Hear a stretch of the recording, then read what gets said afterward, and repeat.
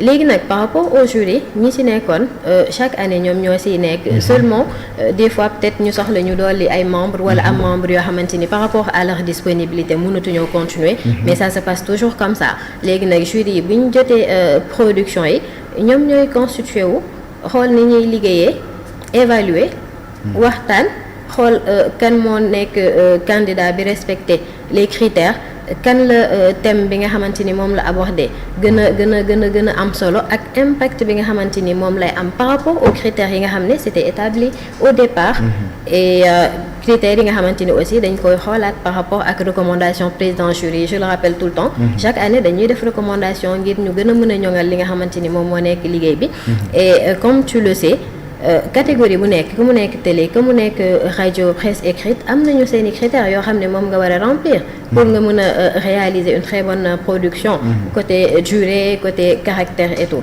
alors loolu yëpp su dajale ko ba jury décidé ñoom ñooy joxewaat les noms des personnes yi nga xamante ni ñoom ñoo nekk les nominés et par rapport à ces noms ñun la convention carrément on reçoit l'information au même niveau que tout le monde. Ah bon? Oui, parce que ñun duñ ci dugg duñu bokk ci jury duñ ci juste assister leen par rapport à leurs besoins mais en ce qui concerne l'évaluation ñun nekkuñ ci Hassana mi nga xamante ni c'est le vice-président de la convention moom moo yor lépp lu jëm ci formation ak concours moom peut-être il est le seul bi nga xamante ni moom moo koy am et ça c'est obligatoire parce qu'il va falloir que ñu poster ko pour que nit ñi mën a xam c'est ça les nominés mais jury yi ku ci nekk ci lan lañ la xamee éthique déontologie bëgg presse bi mën liggéey bi nga xamante ni moom ngay def bëgg ñu jàppale bëgg am la presse bi nga xamante ni moom lañ soxla je veux parler par exemple de la presse écrite nga xamante ni c'est le doyen Ibrahima Bakhoum moom moo fa nekk avec son équipe la presse en ligne Daouda Mine moo fa nekk avec son équipe bu ñuy wax ci comment ça s'appelle la télé Evelyne Mandjouba moom moo fa nekk waa rajo doyen Sen investigation Tidiane Sy moo fa nekk bu Ejicom Kourani Diarra et il y a les autres doyens il y a d'autres doyens xam nga ñooñu noonu tey médias et droits de l'enfant tout le temps dama koy citer Thior moo fa nekk Mamadou Thior le président du CORED yi nga xamante ni éthique ak déontologie bokkul ci loo xam ne da ci def nii wala mu ci def nii dama bëgg juste rek jox la benn aperçu par rapport à la composition des membres du jury ñooñu noonu en fait jury bu ñu mënti di nekk nga xam leen carrément même boo leen xamul sax war nga xam ne complaisance mënu cee am kii xamoon naa ko mënu cee am dara mënu cee am parce que quand ils font la correction c'est par rapport à des situations à des bases loo xamante ni c'est déjà établi acté du lu ñuy wàcc pour telle personne wala telle considération il y a que les critères il y a que le travail journalistique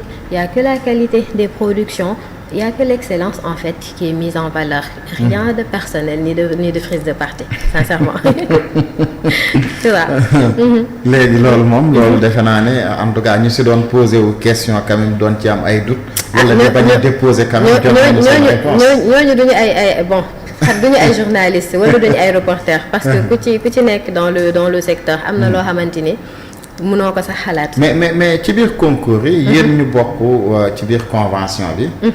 convention des jeunes reporters ngeen nekk ay membres convention bi wala bokk ci biir bureau bi est-ce que yéen am ngeen possibilité pour déposer ci concours yooyu. non on peut pas être juge et partie. sincèrement ñun moom mënuñoo bokk moom ci kii bi.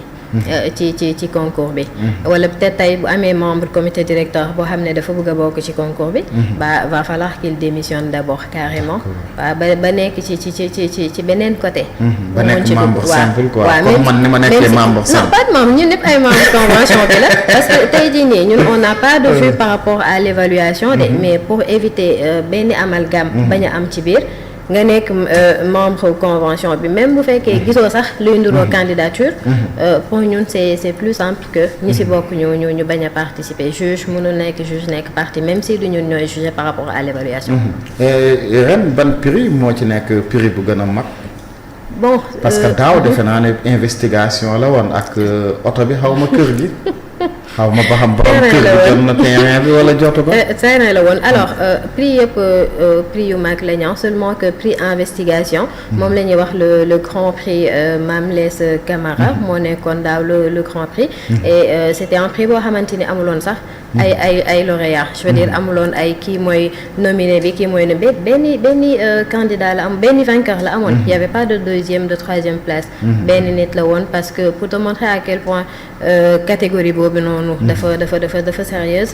même si ñëpp sérieux nañu am mais catégorie boobu quand même dafa am ay base am parce que tey bind benn article kese rek c'est pas faire de l'investigation. dem def benn micro trottoir wala benn reportage. c'est pas de l'investigation.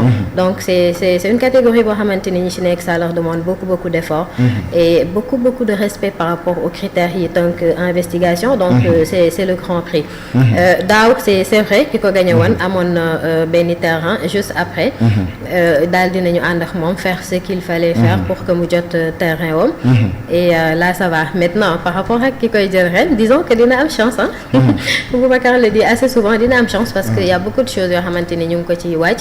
beaucoup d'efforts ont été consentis. Exactement. Bon, ça sera une surprise peut-être le jour du gala.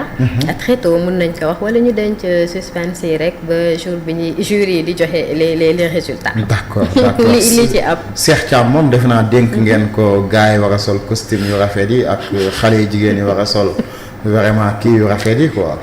Bon Cheikh Thiam moom c'est quelque chose boo xamante ni da cee dafa am solo ci moom. et il a raison parce que moom dafa mel ne dafa bëgg feeling bi quoi génn ci gala bi. mais il a raison Thierno boo xoolee ñun les journalistes. reporters yi sax laay wax reporter dëgg yi nag laay wax ñoo xamante ni ñu ngi ci terrain bi tout le temps. pas comme sama genre gi nga non man sama genre gi nga xam ne kenn xamatul luñ doon. et c'est des gens yoo xamante ni quand même dañoo jàpp. ils sont sur le terrain. ci rédaction yi ñu ngi ci papier yi JT yi am na si ñoo xamante ni ils sortent même de Dakar pour dem defi seeni recherche et autres amuñu temps yenn yi peut-être du tout le temps la ñu am opportunité génn wala sañ sa yenn yi boo naree sol basket war a waaxu caméra yi fii am na loo xam ne mënoo ko maintenant ce jour-là mën naa ne c'est un grand jour boo xamante ni encore une fois mën nañu wax ni moo gën a mag bi ci presse bi mooy boole ñëpp donc c'est un jour boo xamante ni ñun on doit être bien habillé góor comme jigéen ñëw toog ñu récompenser li nga xamante ni moom moo ci nekk lépp objectif yi ñu am ko su paree ba ñu bàyyi ñëpp ñu distraire et solo bi da cee am solo Cheikh il a raison oui c'est important ñu wan nit ñi quand même que malgré coono yeeg précarité beeg yeneen yi on mérite d'être beau. mais j'espère que amul dress code tamit. non amul dress code à part bu amee ñu ko bëgg c'est pas encore trop tard mën nañu wax. monsieur Guèye yéen seen journée bi ngeen di waaj defe naa mu ngi nekk le jeudi 18 juin ngeen koy def fii ci Grand Théâtre muy suba ci 9h bis boobu lan ngeen ciy xaar. ñu ngi ci xaar ay gan yu mag. ay autorités yoo xam ni tànn nañ leen. parce que maa ngi gis thème bi panel autour du thème la place de l'éducation.